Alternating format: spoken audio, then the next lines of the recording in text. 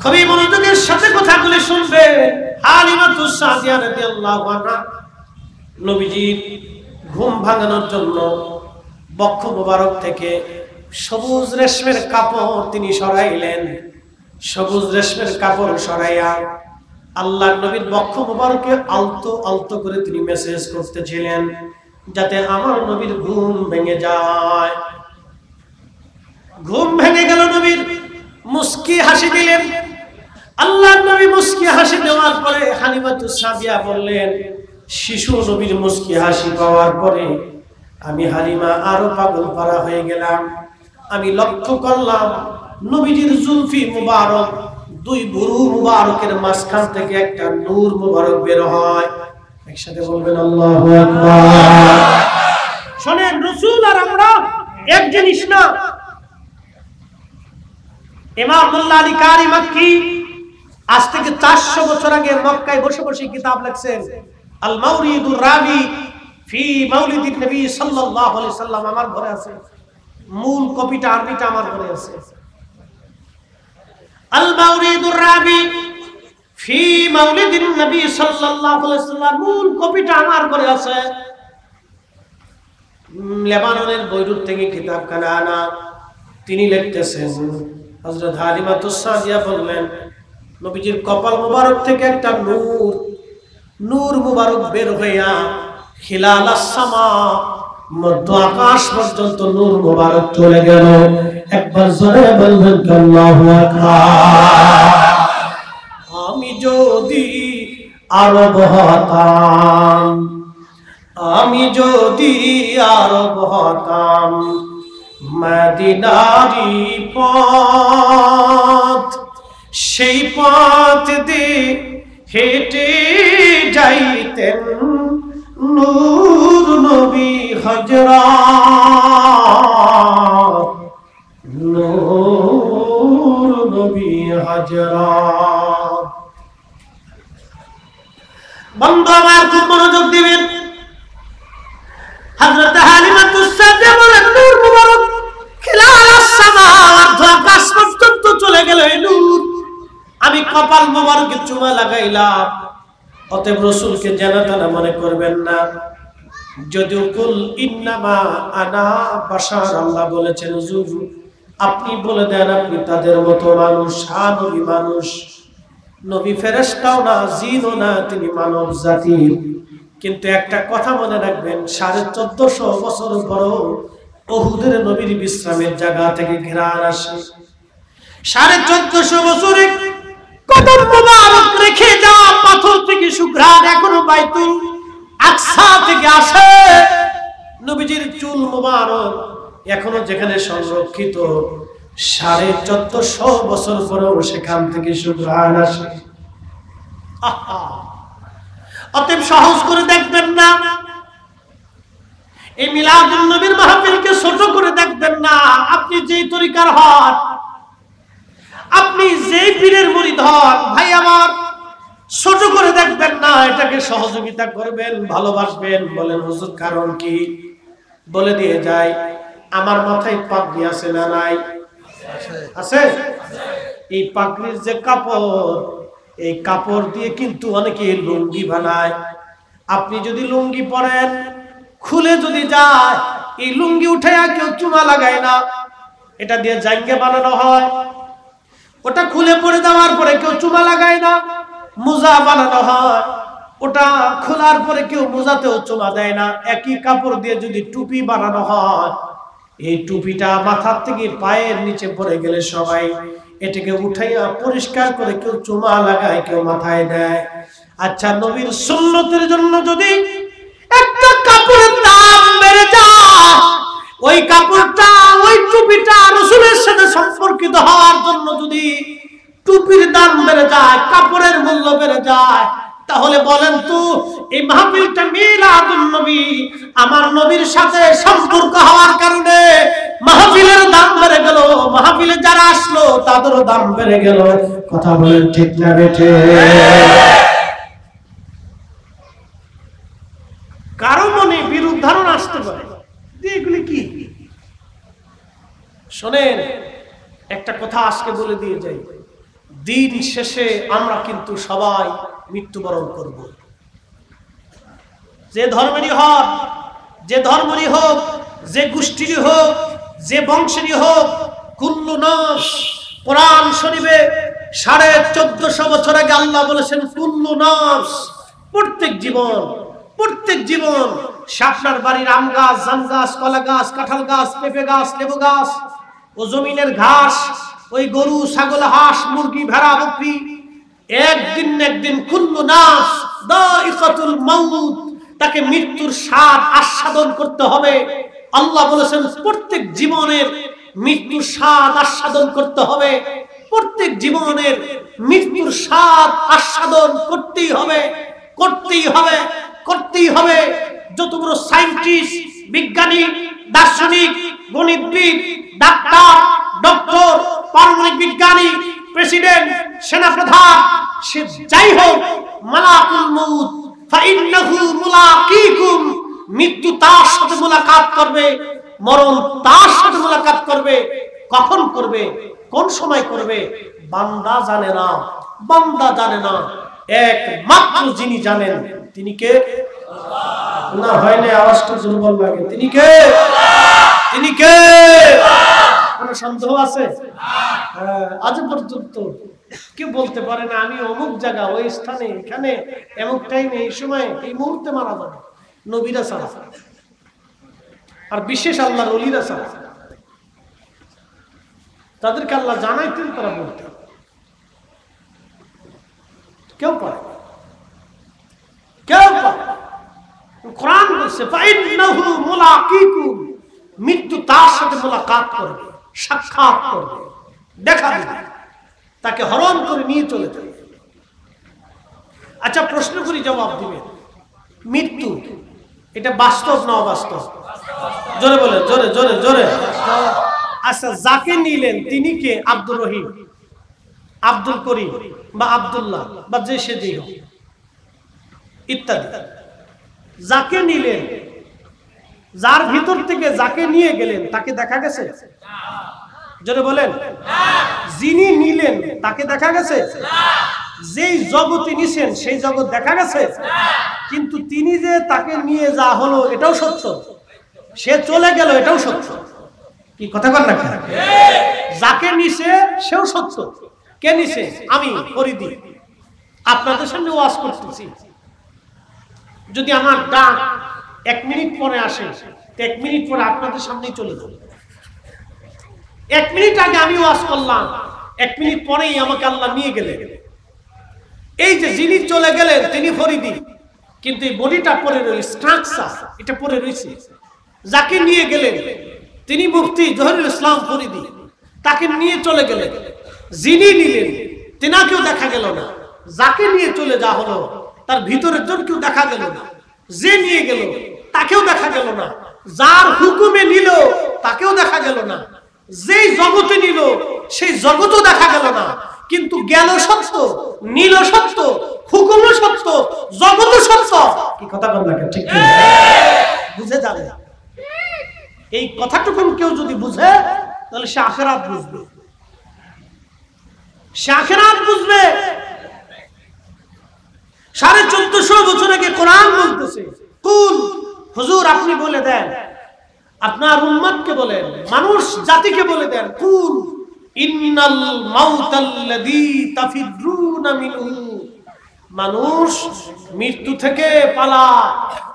অসুস্থ হলে চিকিৎসা নেওয়ার জন্য সিঙ্গাপুরে যায়, ভারতে যায়, লন্ডন যায়, মালয়েশিয়া যায়, আমেরিকাতে যায়, বড় বড় ডাক্তার দেখাইতে যায়। আচ্ছা বলেন, বাংলাদেশের ধনাঢ্য ব্যক্তিরা বিরাট বড় বড় ডাক্তার দেখায় ভালো চিকিৎসা করার জন্য, দীর্ঘদিন বেঁচে থাকবে। বেঁচে থাকার জন্য তারা কি করে? ডাক্তার দেখায়। বলেন বেঁচে থাকতে পারে? না, একসাথে বলেন, বেঁচে থাকতে পারে? না, কেউ বেঁচে থাকতে পারে না। যে ডাক্তার মানুষকে চিকিৎসা দেয় সেও বেঁচে থাকতে পারে না। 1450 বছর আগে কোরআন বলতেছে, হুজুর উম্মতকে বলে দেন, উম্মত বাঁচার জন্য চেষ্টা করে, মৃত্যু থেকে পালায়। আমরা রাত্রিবেলা গাড়িতে চলি, আপনারা যখন ঘুমান তখন আমরা রাস্তায় থাকি। জগতের মানুষ যখন নির্ঘুম থাকে, ঘুমিয়ে থাকে, তখন আমরা রাস্তায় থাকি। আহা, এই যে আমার ওয়াজের জীবনের প্রায় 14-15 বছর পার হয়ে গেল, আজও পর্যন্ত রাস্তাতে কোনো দুর্ঘটনার শিকার আমি হই নাই। যিনি রক্ষা করলেন, জবান খুলে বলেন তো তিনি কে? 15 বছরের জীবনে আমি রাস্তার পাশে বহু লাশ পড়ে থাকতে দেখেছি, বহু মানুষের অ্যাক্সিডেন্টের মরা দেহ। আহা, মৃত্যু দেহ থেকে বিশ্রী গন্ধ আসে, কি বিকট বিশ্রী গন্ধ আসে। নিজে দেখছি রাস্তার পাশে মরে পড়ে রয়েছে, ট্রাকে পড়ে রয়েছে, বাসে পড়ে পড়ে রয়েছে, প্রাইভেট করে পড়ে পড়ে রয়েছে, মোটরসাইকেলে পড়ে পড়ে রয়েছে। শুধু আফসোস করা ছাড়া কিছু করার থাকে না। মরার পরে বিশ্রী গন্ধ আসে, বিকট গন্ধ, মাস্ক পরেও থাকা যায় না, এমন বিশ্রী গন্ধ আসে মরার পরে। কোরআন বলতেছে ফাইন্নাহু মুলাকিকুম, হুজুর মরণ থেকে তারা পালা।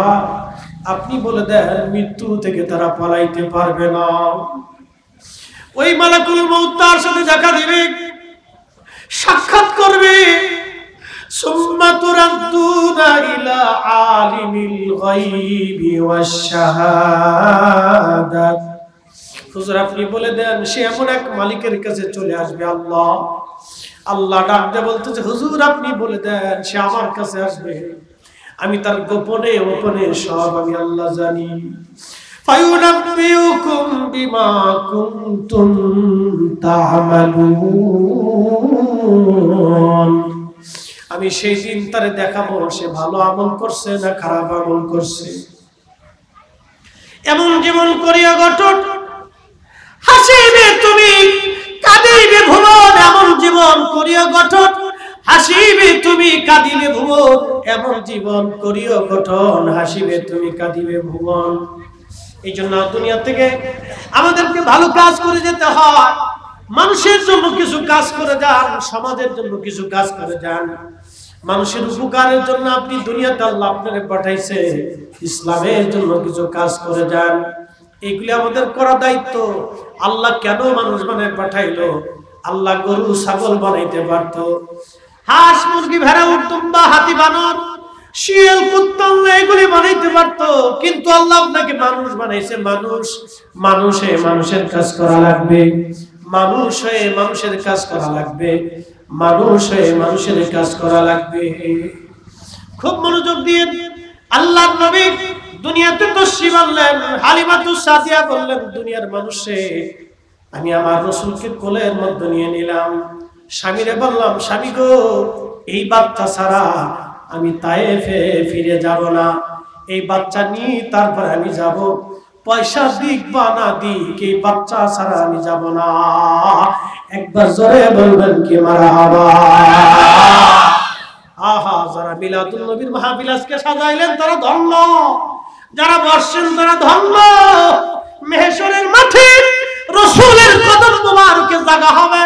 ভাবতেছেন এই দুনিয়ার জিন্দেগি শেষ না, এরপর আরেকটা জীবন আছে। আপনি কোথায় ছিলেন? যদি প্রশ্ন করি কোথায় ছিলেন? আগে ছিলেন মায়ের রেহেমের ভিতরে। কতদিন পরে আপনাকে এই বডি বানানো হলো? 4 মাস পর্যন্ত আল্লাহ আপনার এই বডিটাকে মায়ের পেটে বানাইলেন। আপনি কিছুই ছিলেন না, কিচ্ছু ছিলেন না। আপনি দুর্বল ছিলেন, শক্তিহীন ছিলেন, আপনার আমার কোনো ক্ষমতা ছিল না। মায়ের রেহেমে জরায়ুর ভিতরে নিরাপদ আধারে আল্লাহ রাব্বুল আলামিন আপনাকে বানাইলেন কি দিয়া জানেননি? সুম্মা জাআলা নাসলাহু মিন সুলালাতিন মিন মাইন মাহিন। কোরআন বলতেছে আসলাম মায়ের কোলে। 40 বছর বয়সে কোরআন নাজিল হলো, নবুয়ত আসলো। দেরি করি নাই, কালেমা পড়ে ফেলছি। কারণ আমি ছোটকালে যা দেখছি তাহা বড় আশ্চর্য। আমি নবীকে জীবনে কোনোদিন উলঙ্গ দেখি নাই, এমনকি আমি তার মা ছিলাম, ধাত্রী মা। 4টা বছর নবী আমার কাছে থাকছেন, গোসল করাইছি, পায়খানা পেশাব পরিষ্কার করেছি, কিন্তু নবীজির গুপ্তাঙ্গ কোনোদিন আমি দেখি নাই। ওইখানে তাকাইলে শুধু নূর দেখতে পাইতাম। একবার জোরে বলবেন কি আল্লাহু আকবার? আরো জোরে বলেন আল্লাহু আকবার। কল্পনা করতে পারবেন 4 বছর একজন মহিষী নারী মা, তিনি আমার রাসূলের গুপ্তাঙ্গ কোনোদিনও দেখতে পারেন। আপনি বৈজ্ঞানিক ব্যাখ্যা কি দিবেন? আপনি বৈজ্ঞানিক ব্যাখ্যা কি করে দিবেন এটা বলে? উনি তো নিজের রাজ সাক্ষী। হালিমাতুস সাদিয়া তো নিজে বলতেছেন আমি 4 বছরে তার গুপ্তাঙ্গ আমি জীবনে দেখি নাই, যখনই তাকাইতাম শুধু নূর দেখতাম। আপনি এর বৈজ্ঞানিক ব্যাখ্যা কি করবেন? খালি চিৎকার দিয়ে বললেই হবে নাকি রাসূল আমার মতো আর আমি রাসূলের মতো? আপনি চিৎকার দিয়ে বললে হবে নাকি? টুপি মাথায় দিয়ে বললে হবে নাকি? পাগড়ি মাথায় দিয়ে বললে হবে নাকি? বিরাট বড় শায়েখ মুফতি মুহাদ্দিস যাই বলেন বললে হবে নাকি? প্রিয় মুসলমান আমার, হযরত হালিমাতুস সাদিয়া রাদিয়াল্লাহু আনহা বলেন, নবীজি আমি মদিনাতুল মুনাওয়ারা আসলাম। আসার পরে আল্লাহ রাসূল বসে আছেন, চারপাশে সাহাবায়ে কেরাম বসে আছে। নবীজি নসিহত করতেছিলেন সাহাবীদেরকে। এমন সময় হালিমাতুস সাদিয়া রাদিয়াল্লাহু আনহা আসলেন। এ যুবকরা সবাই শুনে নেন, মাকে কি করে সম্মান করতে হয়, মাকে কি করে সম্মান করতে হয় নবীজি একবারে হাতে কলমে শিখাই দিলেন। হযরত হালিমাতুস সাদিয়া বললেন, আহা নবীজি। হালিমাকে দেখার সঙ্গে সঙ্গে নবীজি দাঁড়ায় গেলেন। আল্লাহর হাবিবের গা মুবারকে সবসময় একটা চাদর থাকতো, নবীজি চাদর ব্যবহার করতেন। আরবের চাদরের দরকার হয়, চাদর ব্যবহার করতেন নবীজি। আল্লাহু আকবার। হালিমা বলতেছেন, ওই চাদরখানা নবীজি আমার সামনে বিছাই দিলেন। সাহাবীরা সরে গেল, আল্লাহর নবী চাদর বিছাইলেন, হযরত হালিমা বসলেন, এরপরে আল্লাহর নবী বসলেন। একবার জোরে বলবেন কি মারহাবা। নবী জিজ্ঞেস করলেন, ইয়া রাসূলুল্লাহ, আপনি তখন কোলে দোলনার ভিতরে আমার বুকের দুধ আপনারে পান করাইছি, নবীজি একটা প্রশ্নের জবাব কি আপনি দয়া করে দিবেন? আল্লাহর নবী বলেন, মা বলেন কি প্রশ্ন? হযরত হালিমা বলেন, ইয়া রাসূলুল্লাহ, আপনি আমার ডান স্তনের দুগ্ধ পান করতেন, কিন্তু কোনদিন বাম স্তনের দুগ্ধ আপনাকে পান করাইতে পারি নাই। আমি 1000 চেষ্টা করেছি আপনাকে বাম স্তনের দুগ্ধ পান করানোর জন্য, কিন্তু আপনি কখনো বাম স্তনের দুগ্ধ পান করেন নাই। আপনি আমার ডান স্তনের দুগ্ধ পান করেছেন। মা আপনি ইয়া রাসূলুল্লাহ, আপনি দয়া করে ব্যাখ্যা দিবেননি? আল্লাহর নবী বলেন, আম্মা জান, হ্যাঁ ব্যাখ্যা দিচ্ছি আপনাকে, শুনেন। আপনি যখন আমাকে ছোট্টকালে শিশুকালে আমারে দুধ পান করাইতেন গো মা, আমি জানতাম, আমি তখনই জানি আমার একটা দুধ ভাই আছে, আমার একটা দুধ ভাই আছে। আমি যদি সবটুকুন দুধ পান করি তাহলে আমার দুধ ভাইয়ের হক নষ্ট হয়ে যাবে। একসাথে বলা যাবে আল্লাহু আকবার। আমি তখন জানি আমার ভাই আছে, আমি যদি দুধ পান সব করে ফেলে দেই আমার ভাই না খেয়ে থাকবে। ইসলাম বুঝে যাবেন আপনি, এখান থেকে দিন বুঝে যাবেন, দিন বুঝবেন। ইসলাম কত সুন্দর এবং চমৎকার আল্লাহ রাসূলের দেওয়া জীবন ব্যবস্থা। আরে ক্ষমতা আসলেই খালি চুরি করার ধান্দা না, জনগণের হক মেরে খাওয়ার ধান্দা, জনগণের পয়সা মেরে খাওয়ার ধান্দা। পদ পাইলেই সরকারি অফিসার কর্মকর্তা হলেই জনগণের সম্পদ মেরে খাওয়ার ধান্দা নাকি? আল্লাহ রাসূল কি করে শিক্ষা দিচ্ছে? মা আমি তখন ছোট্ট ছিলাম, আমি জানতাম আমার একটা দুধ ভাই আছে। ওগো মা, আমি যদি সবটুকু দুধ খেয়ে ফেলে দেই আমার দুধ ভাইয়ের কষ্ট হবে। আমি সেই দিনও আমার দুধ ভাইয়ের হক নষ্ট করি নাই, আমি হক ইনসাফ প্রতিষ্ঠিত করেছি। একসাথে জোরে বলা যাবে আল্লাহু আকবার। তাওহীদেরই মুর্শিদ আমার মুহাম্মাদের নাম, তৌহিদেরই মুর্শিদ আমার মুহাম্মাদের নাম। ওই নাম জপলি বুঝতেই পারি খুদারি কালাম মুর্শিদ মুহাম্মাদের নাম। রাঙ্গামাটির মুসলমান ঠিক ওই সময় নবীজি ইনসাফ প্রতিষ্ঠিত করলেন। এই জন্য কোরআনে আল্লাহ বললেন ইন্নাল্লাহা ইয়া'মুরু বিল আদলি ওয়াল ইহসানি ওয়া ইতা'i যিল কুরবা ওয়া ইয়ানহা আনিল ফাহশাই ওয়াল মুনকার। আমি আল্লাহ তোমাদেরকে নির্দেশ দিলাম দুনিয়াতে তোমরা ন্যায় কাজ করবা, অন্যায় করবা না, অন্যায় করবা না, অন্যায় করবা না, অন্যায় করবা না, অন্যায়কে সমর্থন করবা না, ন্যায় করবা। দুনিয়াতে তোমরা অন্যায় করবা না, ন্যায় করবা, অন্যায় করবা না, ন্যায় করবা, অন্যায় করবা না, ন্যায় করবা। আল্লাহু আকবার। আমার নবীজি দেখেন তখনও যুদ্ধ হতো, এখনো যুদ্ধ হয়। আমার রাসূলের জীবনের যুদ্ধে যদি আপনি দেখেন নবীজি অনেকগুলি যুদ্ধে অংশগ্রহণ করেছেন, কিন্তু আপনি পরিসংখ্যান যদি দেখেন মাত্র কয়েকশো মানুষ নিহত হয়েছে এতগুলি যুদ্ধে।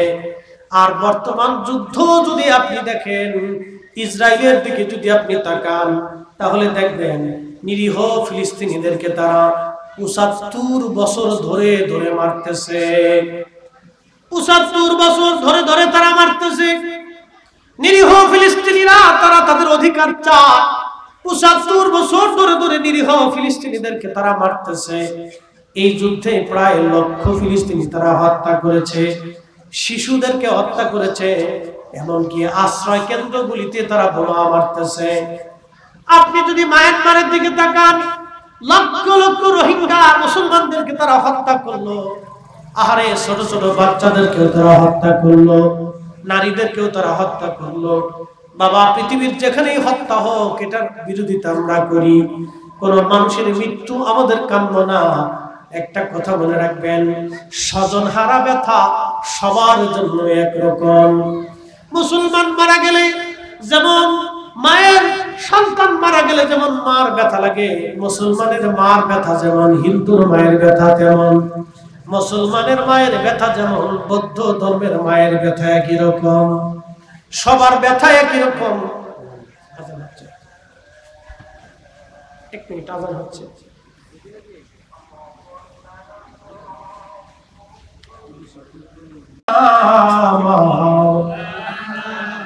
মুহাম্মদ ওয়া আলা আলি সাইয়্যিদিনা।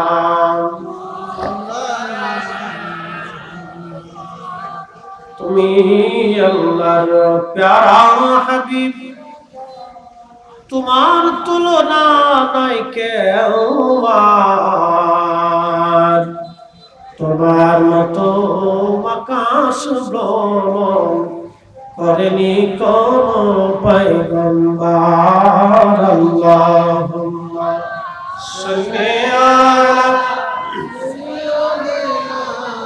মাওলানা মুহাম্মদ ওয়া আলা আলি সাইয়্যিদিনা মাওলানা মুহাম্মদ। দুরূদে পড়ে আল্লাহুম্মা সাল্লি আলা সাইয়্যিদিনা মাওলানা মুহাম্মদ ওয়া আলা আলি সাইয়্যিদিনা। বন্ধুগণ, সময় সংক্ষিপ্ততা, অল্প সময়, লম্বা কথা বাড়ানো যাবে না। মুক্তাসার সময়ের ভিতরে শেষ করে দেব। খুব মনোযোগ দিয়েন। বলছিলাম সবার ব্যথা একই রকম। এই জন্য কোন হত্যা, নিরপরাধ কোন মানুষ মেরে ফেলে দেওয়া, এটা ইসলাম কোনদিন মেনে নেয় না। আল্লাহর কোরআন বলল, মান কাতালা নাফসান বিগাইরি নাফসিন আও ফাসাদিন ফিল আরদি ফাকান্নামা قتل الناس جميعا তোমরা যদি নিরপরাধ একজন মানুষকে মেরে ফেলে দাও, আল্লাহর কোরআন বলতেছে तमाम দুনিয়ার মানুষ মেরে ফেলে দিলে যে গুনাহ হবে, একজন নিরপরাধ মানুষ মেরে ফেললে সেই গুনাহ হবে। আর একজন নিরপরাধ মানুষকে তোমরা যদি বাঁচায় দাও, সারা পৃথিবীর মানুষ বাঁচাইলে যে সওয়াব হবে, একজন নিরপরাধ মানুষকে বাঁচাইলে সেই সওয়াব আল্লাহ দিবে। সুবহানাল্লাহ বলা যাবে না? এখানে কিন্তু মান কতালা নাফস বলা হয়েছে, এখানে কোনো ধর্ম বলা হয় নাই, কোনো দেশ বলা হয় নাই, কোনো গোষ্ঠী বলা হয় নাই, বলা হয়েছে মানুষ। যে কোনো মানুষকে তুমি যদি বাঁচাও, সারা পৃথিবীর মানুষ বাঁচাইলে যে সওয়াব হয়, একজন নিরপরাধ মানুষকে বাঁচাই দিলে সেই যে কি হবে। আর একজন নিরপরাধ মানুষ মেরে ফেললে যে গুনাহ হবে, সারা পৃথিবীর মানুষ মেরে ফেললে যে গুনাহ হয়, একজন নিরপরাধ মানুষকে মেরে ফেললে সেই গুনাহ হবে। এটা ইসলাম শিখিয়েছে। এই জন্য আপনার সন্তান আপনার কাছে যেমন নিরপরাধ, অন্য ধর্মের সন্তান, মায়ের সন্তান আপনার কাছে একদম নিরাপদ হতে হবে। আপনার খোদা যেমন অন্য ধর্মের মানুষের খোদা একই রকম। আপনার প্রতিবেশী যদি সে দরিদ্র হয়, পীড়িত হয়, সে যে ধর্মেরই হোক, কোন ধর্ম যদি না মানে, তার ঘরে যায় খাবার পৌঁছানো আপনার দায়িত্ব। আপনার ঘর থেকে তার ঘরে খাবার পৌঁছানো আপনার দায়িত্ব। এটা ইসলাম, এটা শিখিয়েছে। একটা ঘটনা বলে আপনাদের কি বাইরের মাইকটা দাও, সময় আছে 10 মিনিট আছে, বাইরের মাইকটা দাও। একটা ঘটনা বলে আমি আপনাদের কাছে দোয়া করব, বেশি লম্বা। মুসলিম মিল্লাতের 4 জন খলিফা, একজন খলিফার নাম হযরত আলী। খলিফার নাম কি? জোরে বলেন, জোরে জোরে। ওনার কি নেকির অভাব আছে? কোন নেকির অভাব ছিল না। ওনার 2টা বেটা জান্নাতের যুবকদের সর্দার। ওনার স্ত্রী ফাতেমাতুজ জাহরা জান্নাতের নারীদের সর্দারী। ওনার শাশুড়ি আম্মাজান খাদিজাতুল কুবরা, আল্লাহু আকবার, তিনি মহিয়সী নারী, তাহেরা তাইয়্যিবা। ওনার শ্বশুর রাহমাতুল লিল আলামিন। পুরা ঘরটাই জান্নাত। একসাথে বলা যাবে না আল্লাহু আকবার? পুরা ঘর কি? পুরা ঘরটাই জান্নাত। কিন্তু ওনার বিষয়টা কেউ জানতো না। উনি ইন্তেকাল করলেন, উনাকে খারিজি উগ্রপন্থী নির্মম ভাবে তাকে শহীদ করলো মসজিদের ভিতরে। হযরত আলী রাদিয়াল্লাহু আনহু শহীদ হয়ে গেলেন। ওনার জানাজা হলো। জানাজা হয়ে যাওয়ার পরে ওনাকে যখন কবরের দিকে নিয়ে যাওয়া হচ্ছে, ঠিক তখনই একজন খ্রিস্টান মেয়ে, অন্ধ, তিনি কুফার মসজিদের পাশে এসে তিনি বলতেছিলেন, হে মুসলমানেরা, তোমরা বলো আমার খলিফা কি দুনিয়াতে বাঁচা আছে না মারা গেছে? এই ঘটনা সারা জীবন আপনি মনে রাখবেন, তাহলে বুঝবেন ইসলাম কি জিনিস। ইসলামের কাছে অন্য অন্য ধর্মের মানুষ কতটা নিরাপদ থাকবে আপনি এই ঘটনা থেকে বুঝে যাবেন।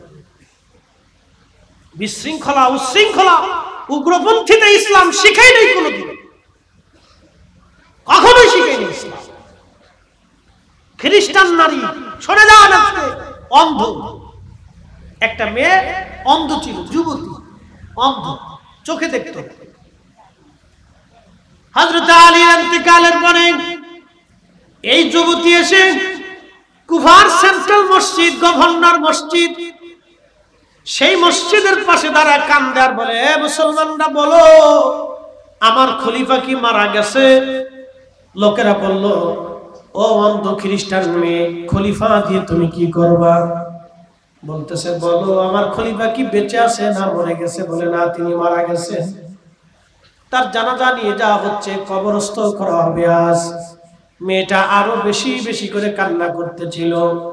লোকেরা বলল, তুমি কেন কাঁদো? তুমি তো অন্য ধর্মের মানুষ, তুমি অন্ধ একটা মেয়ে, খলিফার জন্য তুমি কেন কান্না করো?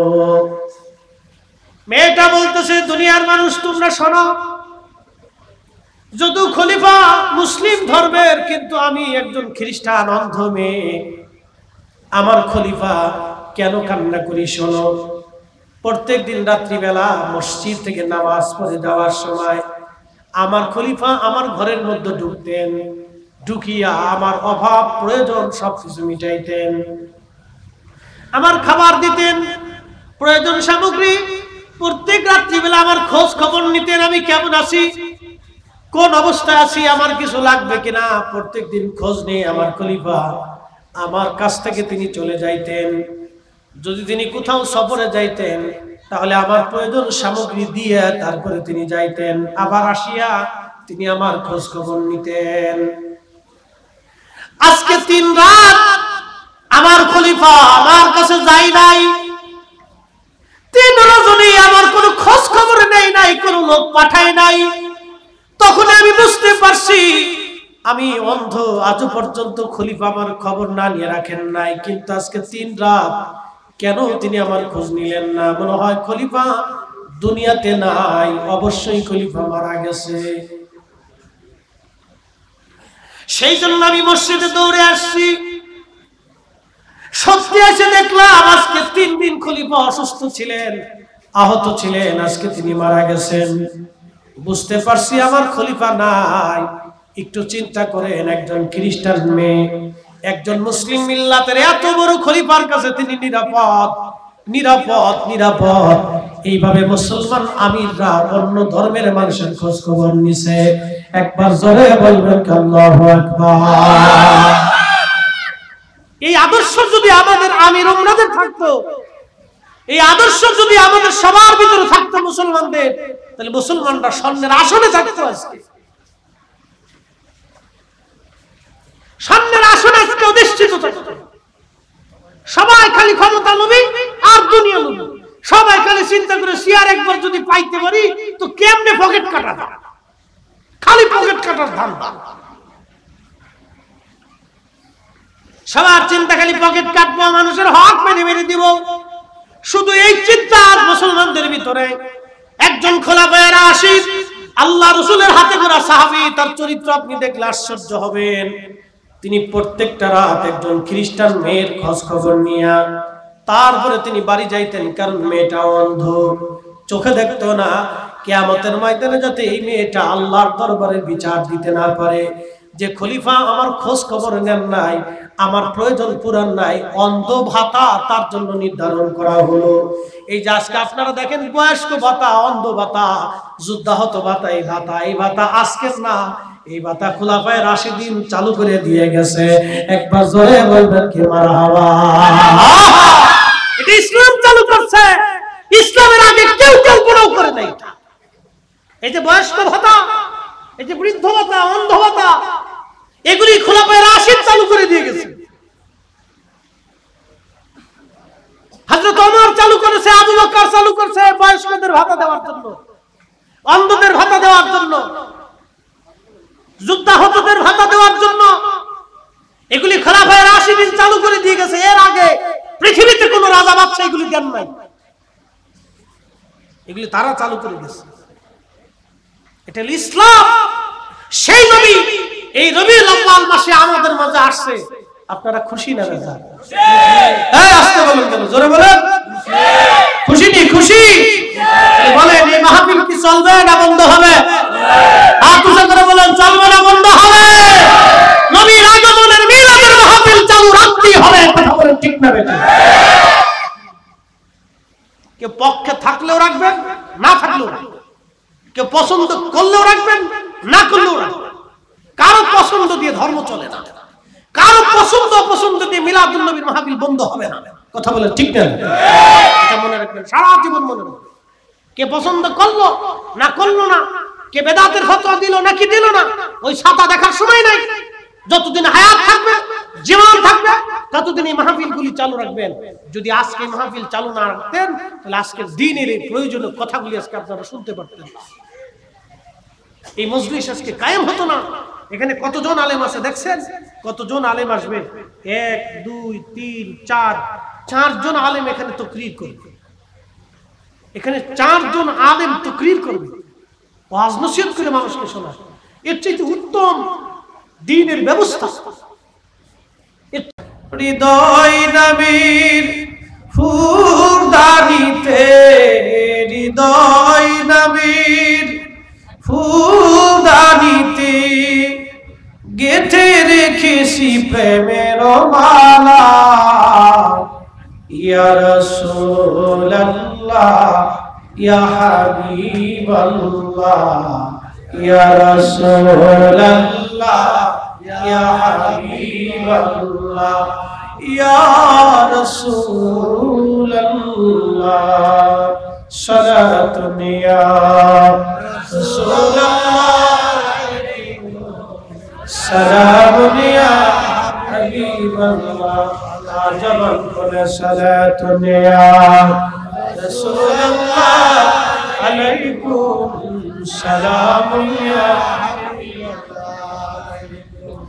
খবর লও ইয়া রাসূলুল্লাহ, খবর লও মেরে মাওলা মেরে আকা, খবর লও সালাতুন ইয়া রাসূলুল্লাহ, আলাইকুম সালামুন ইয়া হাবিবাল্লাহ।